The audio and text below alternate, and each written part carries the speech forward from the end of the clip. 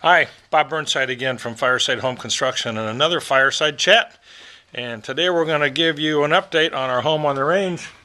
We talked a little about the foam insulation, but we're in the garage right now and I'm looking at the attic trusses which support the floor in the room above for the, there's a full bedroom suite for guests up there. But we sprayed the complete bottom side of that ceiling with expanding foam. And I'll give you a little more update in the house now that the insulators are finished. But as you look here, you can see the green material. That's a 2-pound polyurethane foam. We've even gone to the trouble of up here above spraying foam against the outside perimeter of the walls because we're going to be filling this whole attic with 16 inches of cellulose to give us a really great attic insulation. Of course, all the joists and wires, places where wires go up through the ceiling and joints to the drywall to the above, that'll all be sealed in foam from above before we put any cellulose in there to keep any air from moving. Here's a cavity around the stairway going upstairs.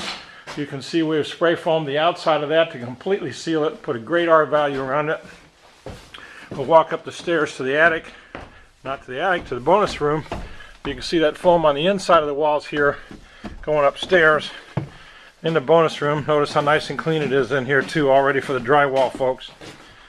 You can see we use the 2-pound walls or foam in the walls, 1/2-pound foam in the ceiling, which is more than adequate to. Those are 2x12, so that's very thick foam there on the ceiling. So we've really created a cocoon. If you notice, the insulation goes behind the knee walls. A lot of builders try to insulate those 2x4 knee walls. That's a disaster. That never works. So we insulate the whole bottom of the floor, as I showed you down below.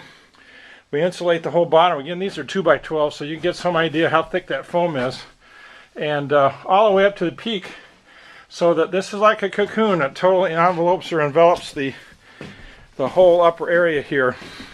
Really works great. So I'm going to go down the stairway again. You can see the foam up above in the ceiling. You can see it in the walls. We've also done the same thing in the lower level. I won't get on the basement, but that area between the floor joists is also completely foam sealed. That's one of the leakiest places in most houses. Now, this is a great room with the cathedral ceiling. And you can see again, we've done the end walls with the foam from above. We've actually built a cardboard barrier up above there, spray foamed behind that, and the whole area within that, this whole ceiling above this, will be filled with 16 inches of cellulose to give us a great insulation barrier up above, all in the end walls here in this room. So it seals every nook and cranny. By far and away, the best way to go in terms of insulation. Here we've got tray ceilings, which is a little bit of a tricky detail. 2 steps in that from 9 foot to 10 foot to 11.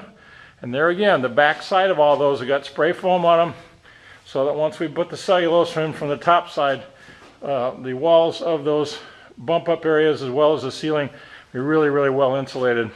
It's a matter of going the extra mile, folks. It takes a little bit of extra money in this case with the insulation, but it's almost immediate payback because of the great energy efficiency and the high performance of this home.